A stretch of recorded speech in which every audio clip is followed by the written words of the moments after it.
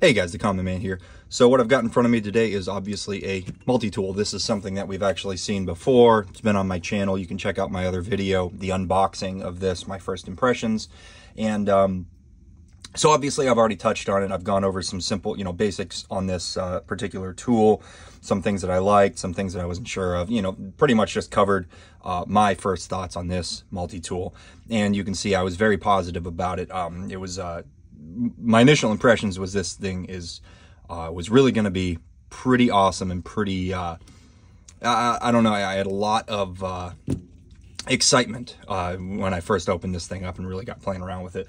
But what I wanted to do was bring you guys somewhat of a full review, I guess long-term review of this tool. I haven't had it for a very, very long time, I guess maybe a couple of months now. But I've recently, probably over the last few weeks, given it a lot of pocket time. It took me some time to warm up to the idea of carrying a multi-tool as an everyday tool to, I guess, replace a pocket knife. And obviously, judging by the title of that video, this was the multi-tool, which may appeal to knife enthusiasts. And I can tell you, as a knife enthusiast and a knife collector, yeah, this definitely appealed to me. And for the obvious reason of the blade material being the MagnaCut. So for a lot of people, I'm just going to touch on some I guess some basics first. When you're researching this tool, you're going to see a lot of, especially on like the forums and things, you're going to see a lot of negativity towards it because of the price. It's $229 brand new. I did not pay that. I did buy this secondhand, and unfortunately, this did not come, the seller that I bought it from did not include the bit set. Which was a bummer, but it's not a big deal. I haven't really found myself needing anything other than the Phillip and the flathead. But anyway, brand new, like I said, right around $230, and there's a lot of criticism towards that. And what I would have to say to those people, and I don't mean it disrespectfully, I mean it honestly, the people who don't, or at least the people who are shocked and outraged by that price, I think don't quite understand what they're getting here. Now, I'm not saying that the price is 100% justified. It may be a little steep. I'll admit, I think the price is probably a little steep, especially when there's some little fit and finish issues with it that could, I don't know, make me argue the price may be a little bit high. But really, what you're paying for here is this incredible architecture, the free platform essentially with a magnetic operation, which is pretty cool. And no doubt it's probably a little bit more complicated to create than like the Wave or the Surge. Maybe not, but I'm guessing it probably is. And then the bulk of what you're paying for, in my opinion, and I'm sure Leatherman would back this up, mostly what you're paying for is that MagnaCut blade. I know that's a very expensive material, and honestly, if you want to get just a pocket knife, just a standalone pocket knife in MagnaCut, you're above $100. Now, almost guaranteed you're going to be above $100 minimum.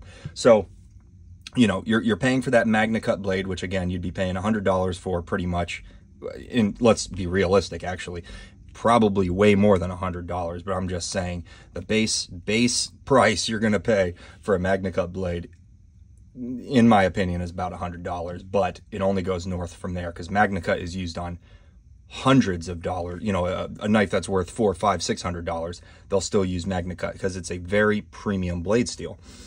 So just to put it in perspective for people who don't quite understand blade steels, I did some research, and pretty much this is going to outperform the original blade steel, which is, oh boy, 420 HC, I believe.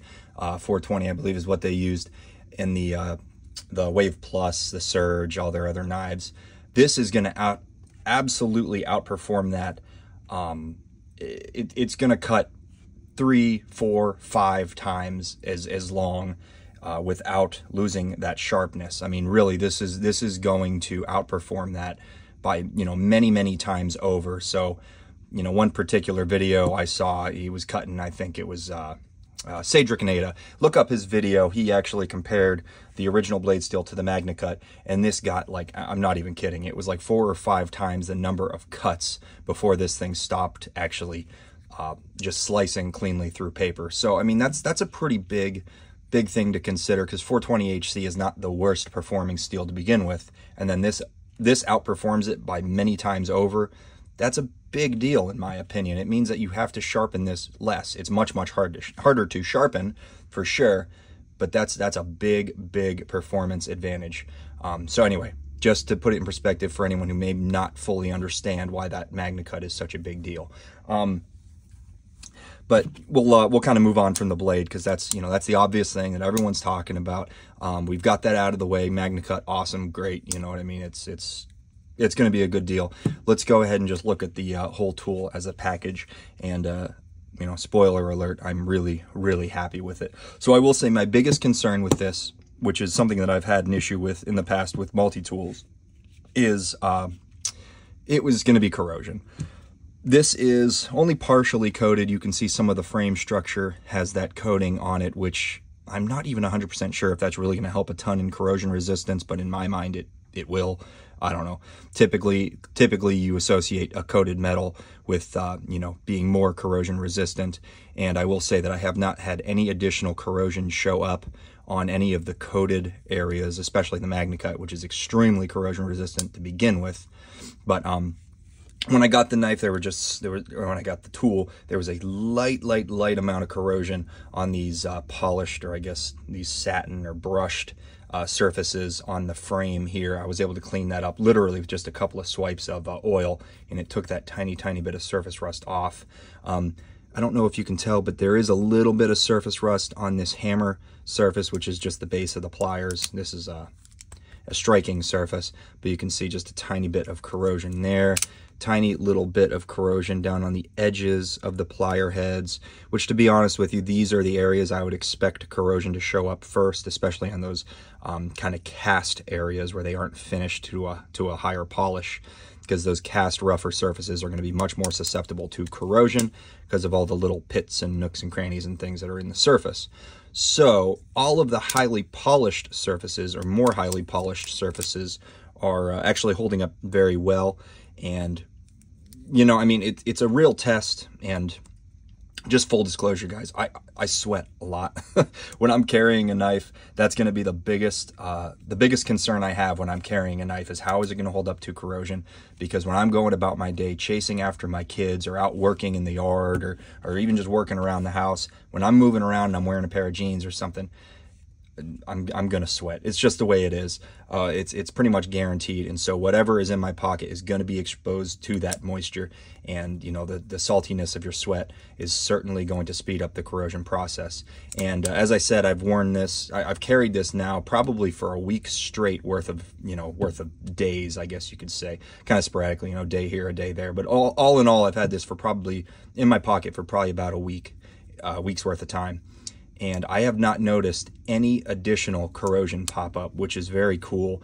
I didn't want to clean up these areas because honestly, I really wanted to put it to the test and see, is it going to continue to rust while I carry it in my pocket? And I'm happy to say that I'm really not noticing too much of an issue. Now, a week, that's not a whole lot of time. Some people are going to put knives like this, or tools like this in their pocket for years, years worth of time. I'd be interested in seeing how it holds up over that period of time, but so far I'm pretty happy, because I have had knives rust in a day, 2 days. Look at my Hinderer XM18 video. I think I uploaded a video on it. That thing rusted in my pocket after a day, 1 day of carrying it with our S45 VN, so it's possible. That was upsetting.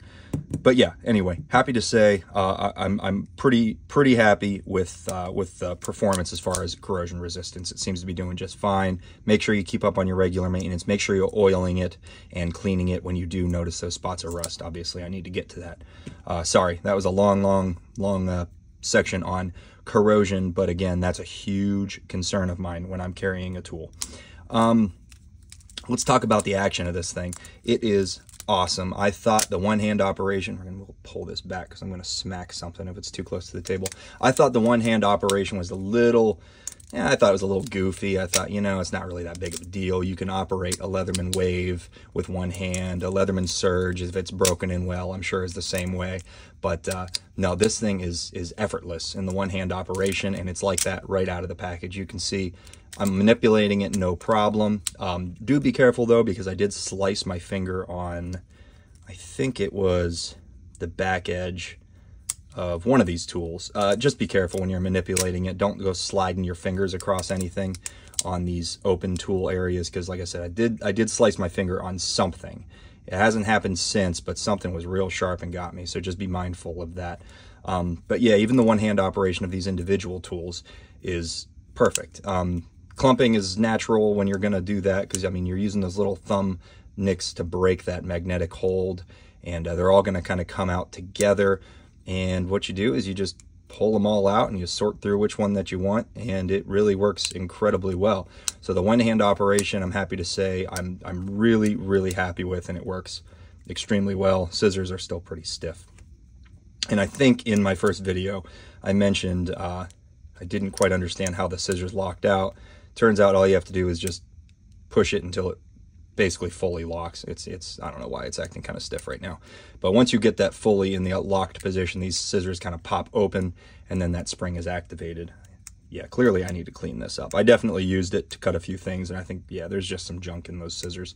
But I promise it works really well. You can see you can use your middle finger to get open that saw blade. Closing all of the tools is extremely easy, no problem there. Yeah, super, super cool.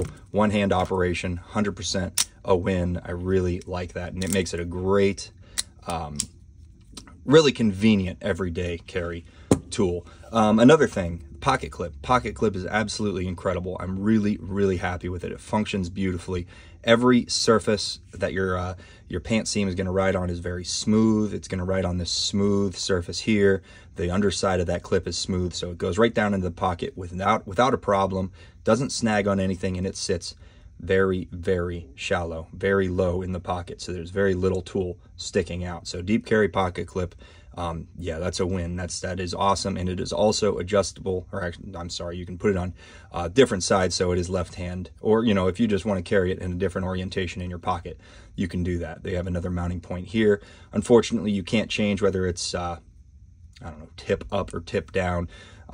It has to be kind of the same orientation. This end is always going to be up in your pocket. So if that matters, that's a bummer. But for me, I'm happy with it just the way it is. The tools that I found myself using the most, obviously, are going to be the knife blade, which is performed beautifully, extremely sharp, really good edge grind. I mean, that thing is, that's really a perfect grind there. It's very even. It's a great angle. I love the angle of that grind. It's nice and acute. It's incredible for slicing, and then that tip is done extremely well. I'm so happy they went with this blade shape, because this is such a good EDC blade shape with that low tip. It's got a nice flat grind, which carries up very high on the blade. It's got a little swedge here. Just an excellent shape for EDC tasks. Lots of flat here, very little belly that just sweeps right up to that low tip, and it's perfect for those puncture and draw cuts. It's perfect for those slicing cuts. Everything. I've had no issues with that. I'm super happy with the blade shape.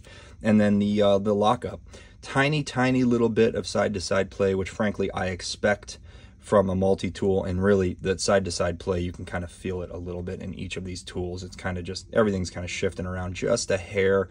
Not enough to be an issue though, and I am happy to say almost no up and down play. It's almost just a tiny little bit, but again, for a multi-tool, I think it's acceptable. I think it's just fine. My lockup on my Leatherman Wave Plus was not great. Lots of up and down play, lots of side-to-side play, and this is much better than that, and this is a much more expensive tool, so I'd hope so. And we'll talk about the play. There is a little bit of rattle if you kind of move these side to side. It's not a ton, it's not enough to be really an issue, but just something to take into consideration. I'm sure you can tighten up these pivots to eliminate a little bit of that, but I'm happy with the way this thing functions, so I just don't want to mess with it. And then obviously that translates to a little bit of play when the pliers are open, and you can see it's kind of magnified when you do open it up. Cutter heads, let's talk about that, because I got a little bit of crap for this, and honestly I think it's just kind of ridiculous. People are getting real worked up over this cutter head thing. So I did a little bit of research, and I also I uploaded a short, and I said that I think that this little lower section, that little gap down in there, is a wire cutter, or I'm sorry, a wire stripper. I did say I think, which means that I wasn't 100% sure. So now I am sure that's not the wire stripper. So I guess I'll just clear that up for anyone who was angry at me. Not a big deal. However, this lower stepped section, so you see this longer flat here, that's going to be the soft wire cutter. So that's for cutting softer materials. And then that stepped shorter section closer to the pivot, that is for harder materials. And I think I was pretty clear about that in the short. If you are cutting a harder material, like a coat hanger, I don't have one available to me right now. Otherwise, I'd demonstrate. Let me demonstrate. I'll be right back. I'm going to get a coat hanger because I want to show you. We're going to show you how this happens.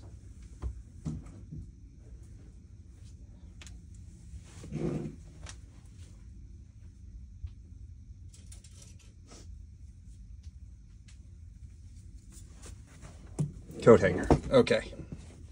This is your standard coat hanger. It's not soft, it's not hard, it's just a standard coat hanger.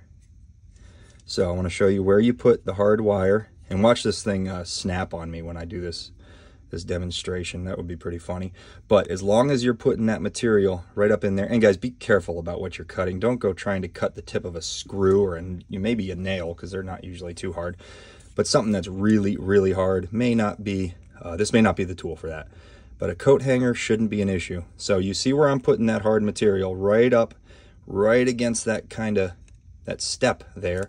And then you just squeeze, boom, cuts. And then what you're seeing are just a little bit of marking, but there's no damage. There's no damage to those teeth. So where people, I think, are getting damage, you know, materials are not always perfect. So even if you're using this properly, it could still snap on you. But I've done this many times. I have not had these things break. I really wanted to put it to the test, so I've cut a lot of coat hanger with it just to make sure. And as long as you are not putting that coat hanger all the way down up against that pivot, if you can see where I'm putting it, as long as you don't put it up against that pivot like that, gosh, this is hard, you should be fine. You don't want to put it there because you're putting too much stress on the corners of those teeth. You want to put it where there is material. There's basically, you know, lots of material for those teeth to, I guess, you know, provided is give the teeth as much advantage as possible, if that makes any sense. You don't want to cut on the corners of those teeth way down here because you're just putting too much stress on a very small contact point. Go ahead and put it right up in there. That way you have as much contact from those teeth as possible, and you're giving those teeth every bit of advantage as you can. So you can see, I mean, we could just do this all day, and I really don't think we're going to have an issue. I'm going to stop doing that because I don't want little pieces of metal all over the floor. Anyway, so that just shows you guys, that's what that's all about. That's where you're supposed to cut the hard wire. And the wire stripper, I will show you, I guess while we're on the topic, I might as well show you where that's at. If I remember, I haven't used it yet, so here it is. That's the wire stripper. Haven't used it. I'm sure it works just fine. But anyway, that's where that's at with this, I guess, like awl or hole punch or reamer or whatever you want to call that. So yeah, I just wanted to clear that up. Another tool that I've used a lot, well, obviously the screwdriver. I've used this a ton. I absolutely love the bit system. I really like these flat bits. It gets a lot of crap, but guys, this is not a, this isn't like a hard use, purpose-built screwdriver. This is a convenience tool, something you have in your pocket to kind of get you through, you know, a tight situation. And actually, they do make adapters on the Leatherman site. You could probably even get them from Amazon, off brands.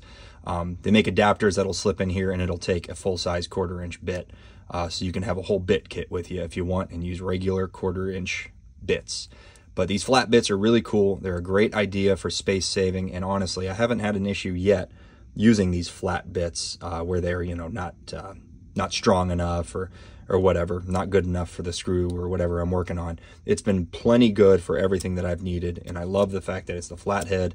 and the Phillips, reversible just like that. And again, I'd like to pick up a bit kit so I have a lot of these flat bits so I can just throw that in my pocket if I'm out working on my car or something like that.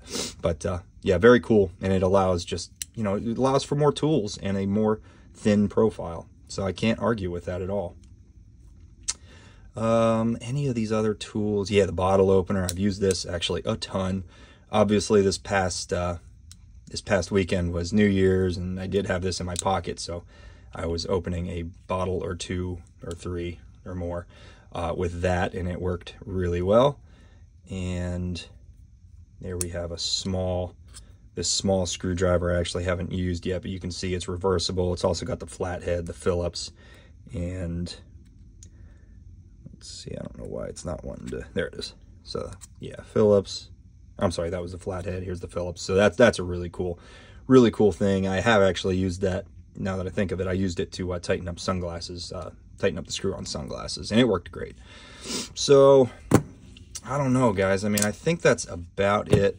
I'm super happy with this thing. I never really thought I'd be carrying a multi-tool as an everyday carry tool to replace a knife, but like I said, this thing really impressed me, and that's what I was doing. I carried this all through Christmas, all through New Year's, and it got the job done. Anytime I needed a tool, I'd remember, oh crap, you know, I have that in my pocket. I have a screwdriver, I have a pry bar, I have a knife, I have pliers, whatever I needed. It was really, really nice to just have this very, very convenient tool in my pocket, and it got the job done many, many times over. So I wouldn't hesitate on this one, guys. And always, you know, look on the secondary market. If that $230 price tag is too high for you, I have seen these things going for as low as $175 on the secondary market. People are buying them, realizing they're not using them, not liking them, whatever, for whatever reason.